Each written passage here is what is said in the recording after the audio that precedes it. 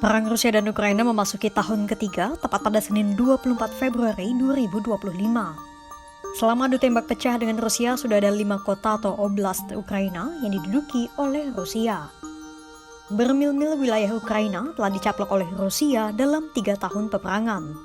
Sekitar 20% wilayah Ukraina telah berhasil diduduki Rusia. Sebanyak apa wilayah yang diduduki akan menjadi faktor terbesar dalam perundingan perang Rusia dan Ukraina. Salah satu tuntutan Kiev adalah kembalinya wilayah Ukraina seperti sebelum aneksasi Rusia pada tahun 2014. Kira-kira wilayah mana saja yang dimaksud Ukraina?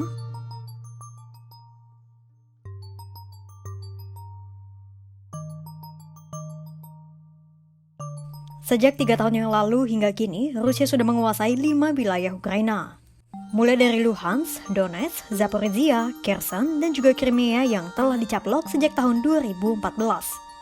Ini adalah persebaran wilayah Ukraina yang kini berada di bawah kependudukan Rusia. Pertama, mari kita bahas dari Crimea. Lebih dari 1 dekade yang lalu, tepatnya pada 2014, Rusia mencaplok bagian selatan Crimea melalui aneksasi ilegal. Sejumlah pakar menilai kependudukan Rusia di Crimea sudah tak mungkin lagi berubah. Alias, Rusia tak akan menerima permintaan apapun yang mengharuskan negaranya melepaskan Crimea. Pasalnya, lokasi Crimea ini memegang posisi penting dalam mendukung strategi militer Rusia.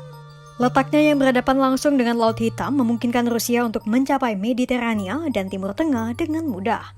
Dan juga wilayah ini bisa dimanfaatkan Rusia sebagai landasan peluncuran untuk melakukan invasi ke Ukraina.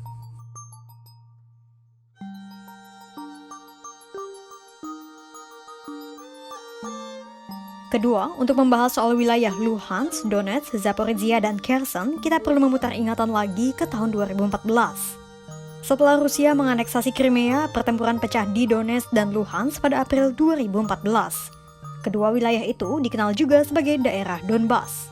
Dalam pertempuran itu, kelompok separatis Ukraina yang didukung Rusia berhasil menduduki Donetsk dan Luhansk. Mereka bahkan mendeklarasikan kemerdekaan dari Ukraina. Di dua wilayah itu, ada banyak sekali aset ekonomi, jalur logistik, tol, dan kereta api. Maka wajar saja jika Rusia memusatkan perhatian mereka pada wilayah ini. Oke, setelah Luhansk dan Donetsk yang berada di Donbas jatuh di tangan Rusia, mari kita bergerak maju ke bulan Maret tahun 2021. Saat itu, pasukan Rusia sudah mulai menampakkan diri di perbatasan dengan Ukraina. Beberapa bulan kemudian, tepatnya pada Desember 2021, sekitar 100.000 pasukan Rusia sudah ditempatkan di perbatasan dengan Ukraina. Sebulan kemudian, pada Januari 2022, perbincangan sengit dilakukan Rusia dengan NATO dan OSCE alias Organization for Security and Cooperation in Europe. Di bulan yang sama, Amerika Serikat sempat menemui Rusia di Jenewa, Swiss untuk berusaha menurunkan eskalasi tensi. Namun, semua upaya diplomasi itu gagal total. NATO justru semakin memanaskan tensi dengan menempatkan sekitar 100.000 pasukan di perbatasan Ukraina. Akhirnya, pecahlah perang Rusia dan Ukraina pada Februari 2022.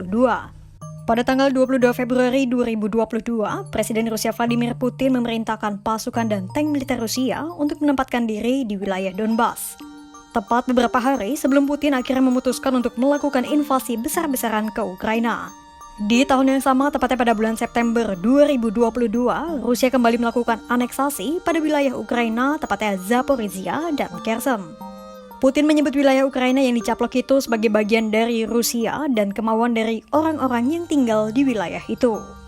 Setelah pencaplokan itu, penduduk Ukraina berbondong-bondong mengungsikan diri keluar dari Ukraina. Menurut Komisaris Tinggi PBB untuk Pengungsi alias UNHCR, ada sekitar 46,9 juta penduduk yang menyeberang dan keluar dari wilayah Ukraina sejak invasi Rusia dimulai pada Februari 2022. Per 20 Februari 2025, sekitar 27 juta warga Ukraina mengungsi ke Polandia, 6,5 juta orang ke Hungaria, 6 juta orang ke Romania, 3 juta orang ke Slovakia, 2,8 juta orang ke Rusia, 1,2 juta orang ke Moldova, dan 15.000 orang lainnya ke Belarus. Terkini, per Februari 2025, Ukraina terus melakukan kemajuan di wilayah timur melalui Donbas.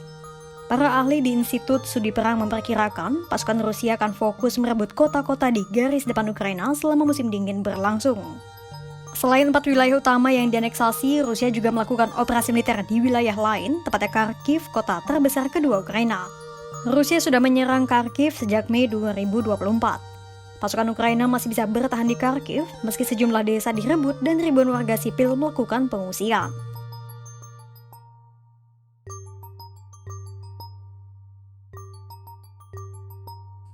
Selain kelima wilayah Ukraina itu, titik panas peperangan juga terjadi di wilayah barat Rusia, tepatnya Kursk. Pada Agustus 2024, Ukraina tiba-tiba melancarkan serangan mendadak dan mematikan ke arah Kursk, Rusia. Imbasnya puluhan ribu penduduk Rusia harus dievakuasi dari wilayah Kursk. Saat itu, Presiden Zelensky mengeklaim pendudukan Ukraina di Kursk bertujuan untuk menciptakan zona penyangga yang mencegah pertempuran lintas batas dengan Rusia. Sebagian wilayah Kursk yang diduduki Ukraina menjadi titik penting untuk meningkatkan daya tawar Ukraina. Pasalnya, Presiden Ukraina Volodymyr Zelensky sempat menawarkan untuk melakukan pertukaran wilayah.